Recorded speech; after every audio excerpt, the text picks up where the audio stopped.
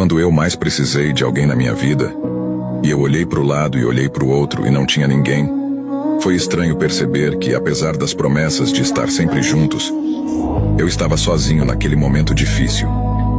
Lembro-me das palavras de encorajamento e apoio que ouvi, mas percebi que eram apenas palavras vazias. Foi então que me dei conta de que, no final das contas, só posso contar comigo mesmo e com a presença de Deus.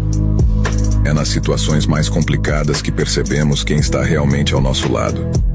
A solidão pode ser assustadora, mas também é nela que encontramos força para seguir em frente. Aprendi que as pessoas vêm e vão. Não é sobre estar rodeado de pessoas. É sobre estar conectado com o que é maior do que nós mesmos. Assim, mesmo que as promessas de apoio se mostrem frágeis, sei que posso contar com a presença de Deus e com a minha própria força interior.